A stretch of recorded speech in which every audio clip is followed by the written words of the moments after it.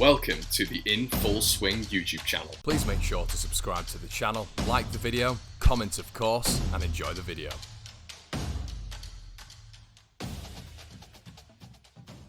Hello everybody and welcome back to the In Full Swing channel, and we're back with some more content today, and we've got a lovely face from Norwich on the other end of the webcam. It's Chris Reeve. How are you doing, Chris? Good evening, I'm very good, thank you. How are you, mate? I'm very, very well, thank you, my friend. So this video is all going to be about the comparatives between Leeds and Norwich. Norwich having a lot more success in the Premier League than Leeds over the past 16 years, but finally Leeds have sort of toppled Norwich a bit, and I wanted to get Chris's astute opinion on the Premier League and how Leeds can do it better than Norwich. So Chris, the first question I'd probably come to you with would be just how tough has it been this season for the Canaries? Goodness me. Well, before I do that question, Conor, I just wanted to say a massive congratulations to Leeds. There's a whole kind of sort of theory that, you know, fans have to hate Leeds and all of this nonsense. And for me, like, I've always genuinely respected Leeds as a football club. Fantastic, traditional, proper football club. You know, devoted, loyal fans that have been hard done by for years, and similarly to Norwich, such a dedicated supporter base. You know, I remember, of course, going down to League One with you boys. Obviously, you got stuck in the Championship for a lot longer. So I'm over the moon that you can enjoy the jubilation of promotion and of course winning the league as well. It's a shame that your fans weren't there, but I just wanted to kick the video off by saying I have a huge amount of respect for Leeds and the Leeds fans. And I also think that there's this whole thing around there being this rivalry between Leeds and Norwich, and actually I think it's a healthy one. Of course, now you've leapfrogged us, but then looking back in that, you know, the Championship winning season for us where we lifted the trophy, and of course, like, you boys came to our place at Carrow Road and knocked the stuffing out of us. Like, honestly, took us to the carpet cleaners. And I was so impressed with Leeds that day. And I remember saying to my mates, like Leeds are going to win the league. And I think that it was almost criminal that you bottled it. I have to say that it was criminal that you bottled it last season. Not this season, the season before when we won the league. So I'm really genuinely happy for Leeds, and I think that you've got the resources in place to go and give it a good go. How's it been for Norwich this season? To answer your question, it's been horrendous. Norwich, Leeds are a huge club. Like, Leeds are a club that are, for me, certainly should be at least in the top half of the Premier League, and I'm not honestly I'm not just saying that because I'm on this channel. I believe that, but I also think there's a vulnerability and arrogance that, you know, not just Leeds, other clubs, you know, need to be careful with it as well. I mean, Aston Villa have been burnt by it a lot. Oh, look at us, we're Aston Villa. We've spent 150 million pounds or whatever. I think they spent the second most amount of money in the league last season, yet only just survived on a fraudulent goal line decision. So yeah. I think, Norwich has been burnt by many things. Number one is injuries. That's been our biggest problem. Definitely.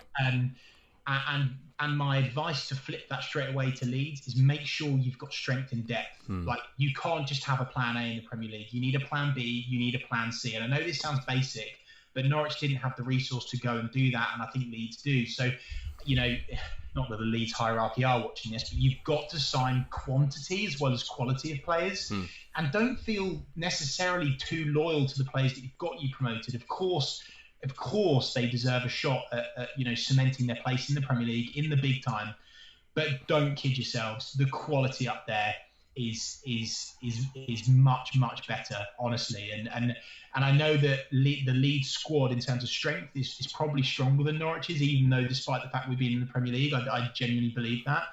But you've got to be signing a B squad 100%, and also thinking about going into the long-term game as well. Leeds need to be planning to be relegated as well, which sounds really weird.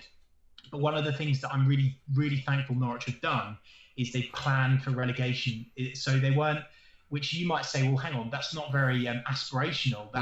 That's not very good. But look at Bournemouth. Bournemouth are in some serious trouble now. Debts through the roof.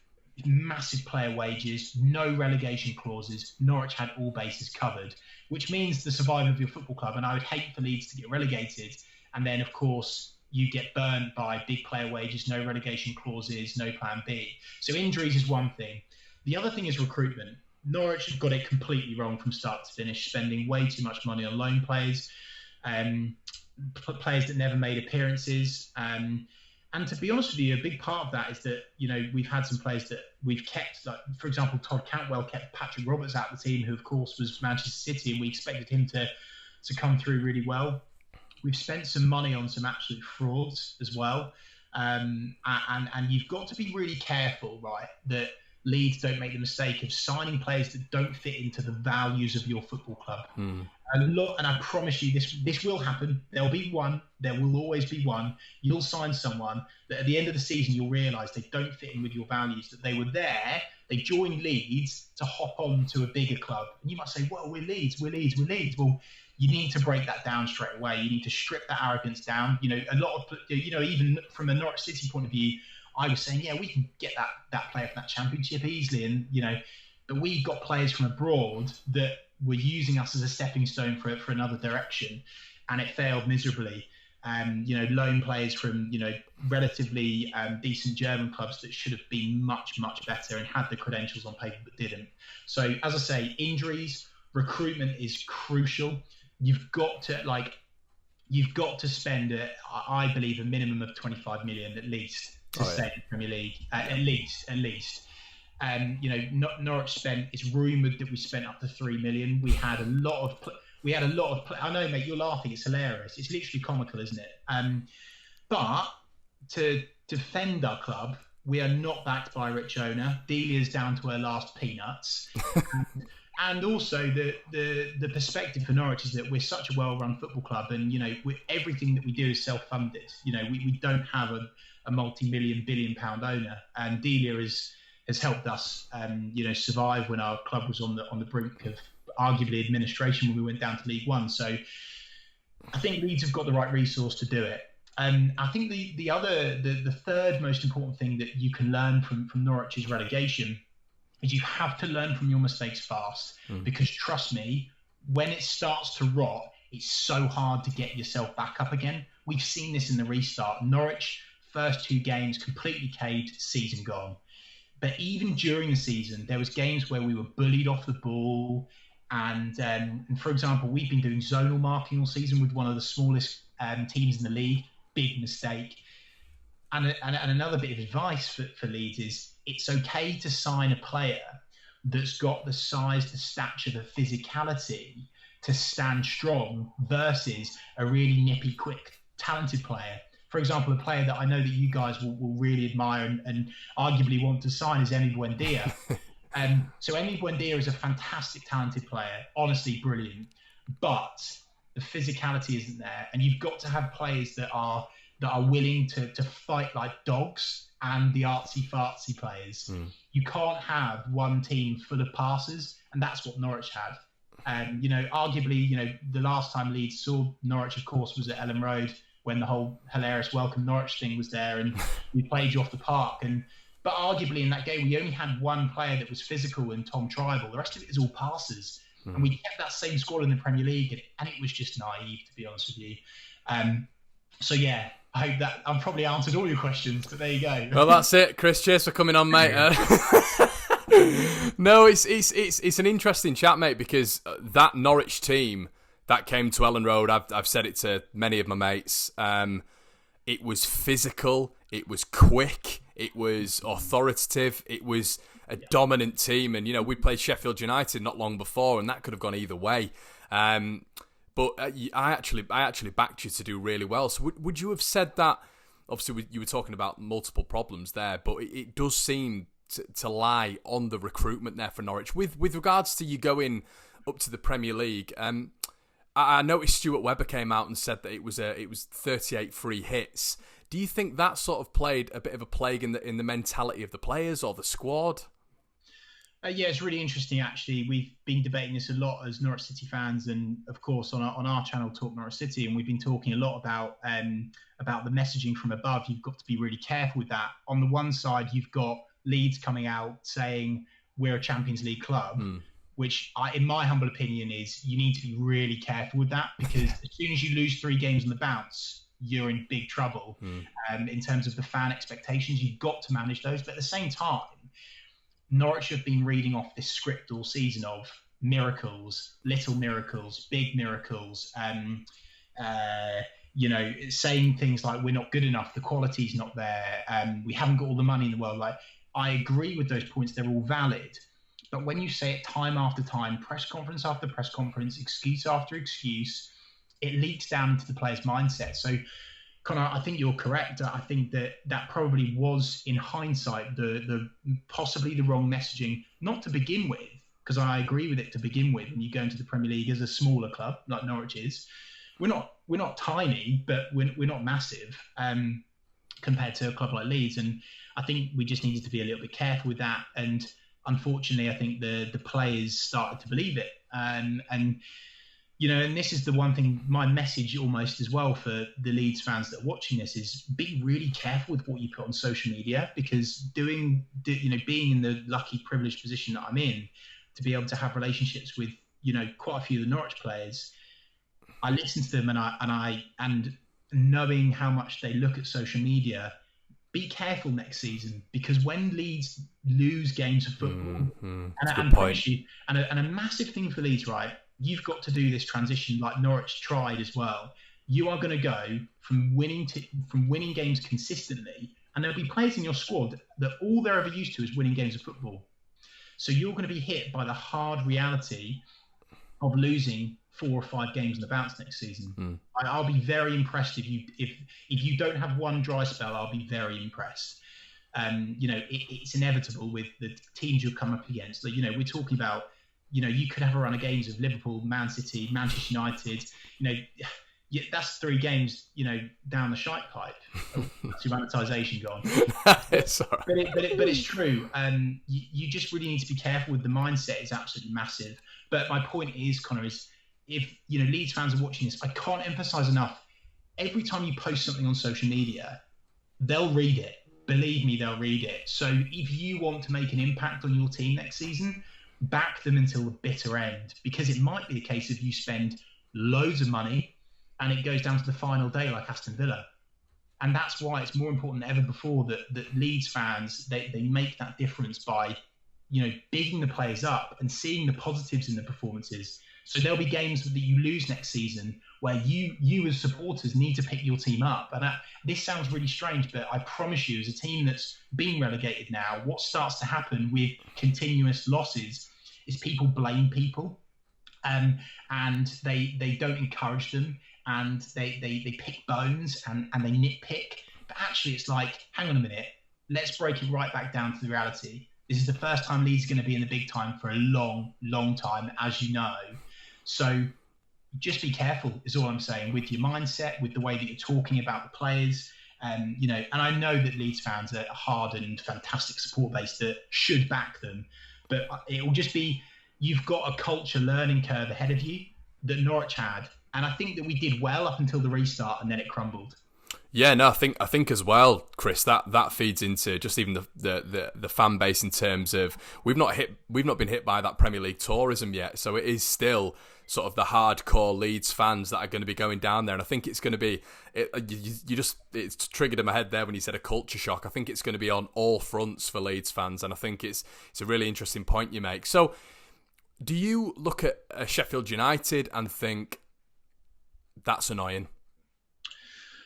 Yeah, like I have to admit, I'm very, very jealous of Sheffield United. I'm not afraid to admit it. I'm jealous because of the basics, actually, because they've got a manager that's willing to have critical conversations. They've got a manager that's capable of, he's going to stand up for his team until the bitter death. He's not going to give excuses week after week.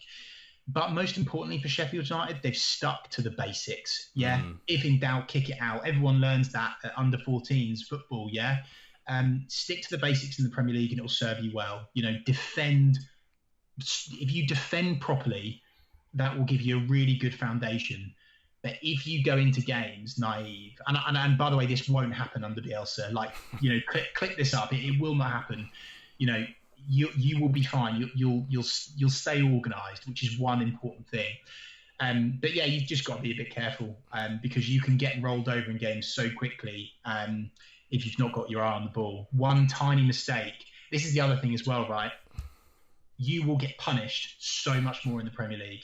And I know, and again, I'm sure there's Leeds fans that are going to be watching this saying, well, you're just little old Norwich. Of course, I promise you, Leeds made mistakes in the Championship this season, and you didn't get punished because the quality that you're up against is so much worse than the Premier League. What we're seeing in football now is such a vast gap in quality. You know, it's been talked about for years about the money and the impact that that's having. We're in it now.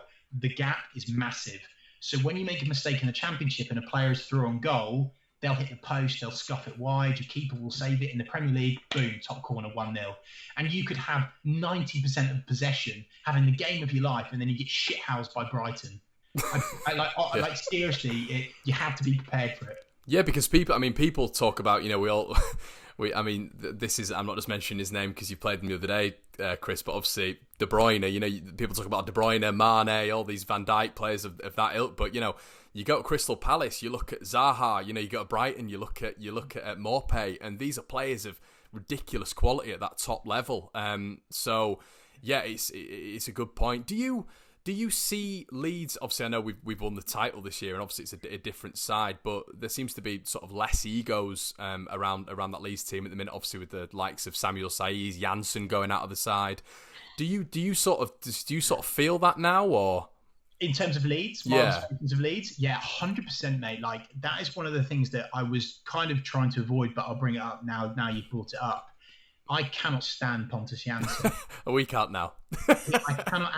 But isn't it funny, right? Is that you backed him, right? But you saw it and you were like, he's a dick, but he's our dick. Yeah. And now you've seen what happens when he leaves and you look at the impact that you have. I remember, I'm pretty sure it was that Norwich away game where Pontus Janssen sat on the advertising boards and didn't go into the changing room. That is a player that you don't want at Leeds United Football Club. I think he did. I think, just to interject there, Chris, I think he did the exact same thing when Brentford lost the other night. He stayed at Swansea's ground till 11:30 at night, and it's not all about him. It's the team ethic, isn't it?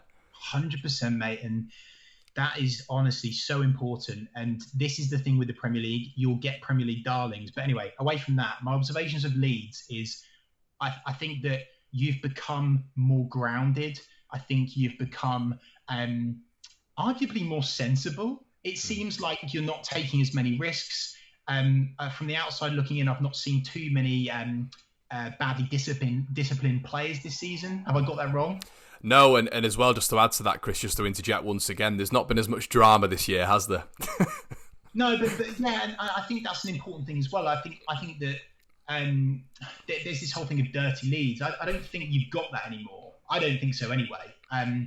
And it'll be interesting to see what you resort to in the Premier League. But yeah, I think for sure, you know, getting rid of players like Pontus Janssen that are poison for the changing room. I don't care what anyone says, you know, poison for the changing room.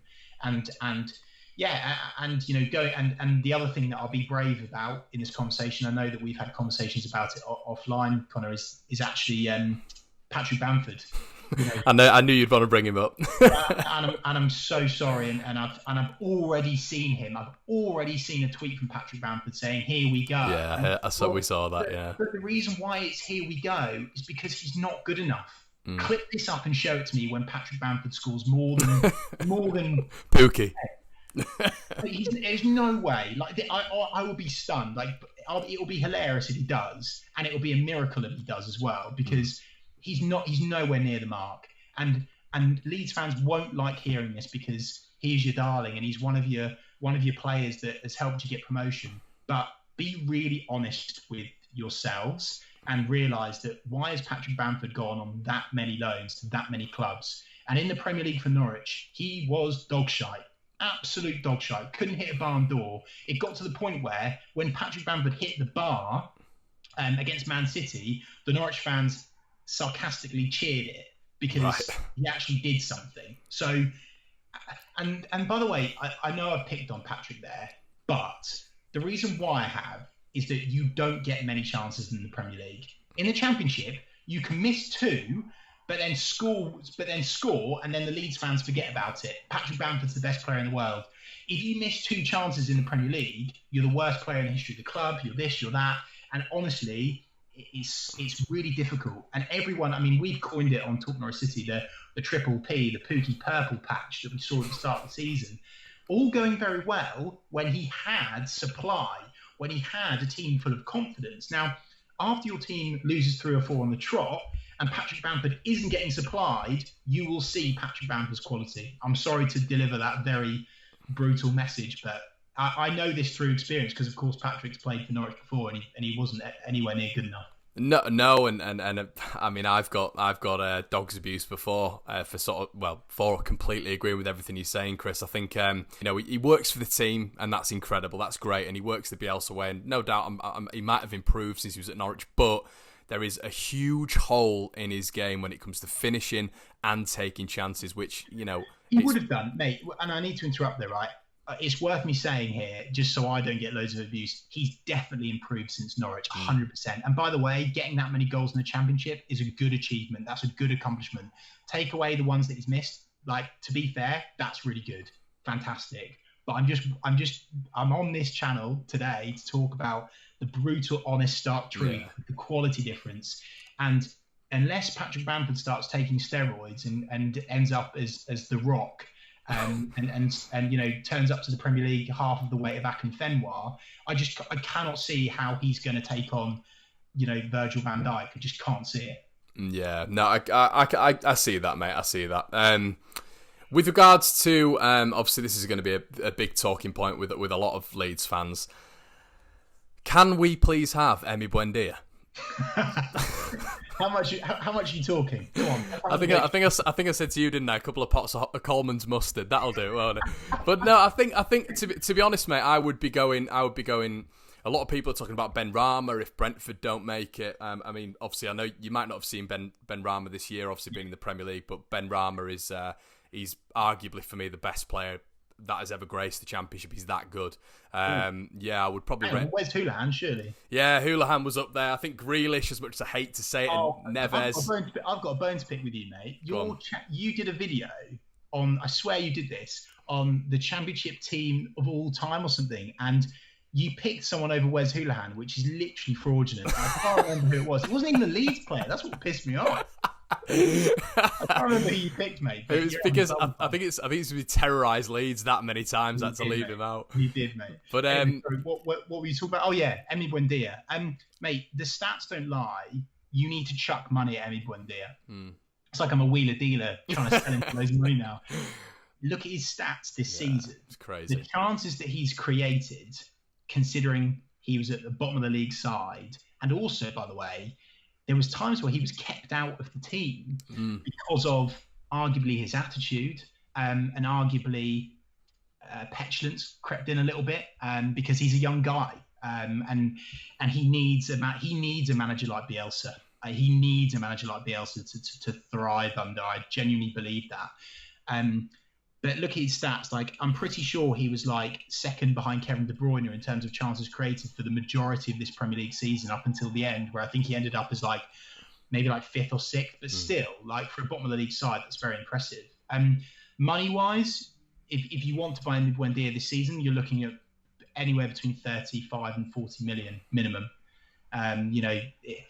Considering his age and his latent potential, he is the real deal, and he's the type of player that you would have in your team that can turn games in its head. He's a seriously special talent, arguably one of the most talented players to ever play for Norwich, without a shadow of a doubt. I mean, obviously we speak about Wes Houlihan, and Emi Buendia is of the same ilk. He's a player that can do a trick, do a flick, do a turn. If you look at the Manchester City highlights this season, there was a moment where he flicked it over his head that started the attack to actually go on to win the game. And the guy's a joke.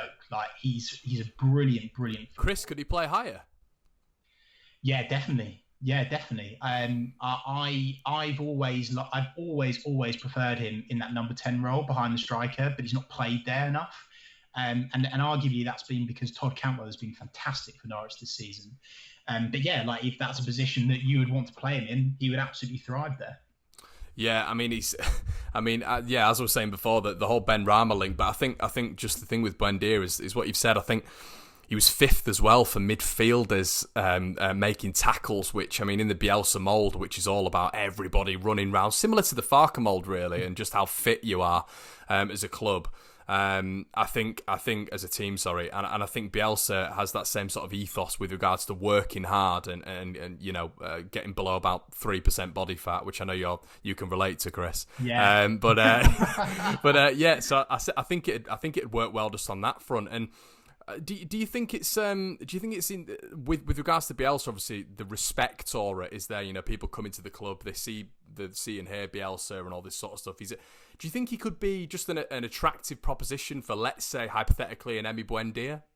Oh, God, yeah, 100%. And I don't want to pour petrol on the fire after I'm saying, don't be too arrogant, calm down. Yeah, but at the same time, you guys have got you've got a manager that should be, I'm impressed that you kept hold of him. I'm really impressed. And I think it says a lot about how he's fallen in love with Leeds. It's a very special relationship that he's got with Leeds. The fact that he didn't leave after you bottled it when Norwich were in the league.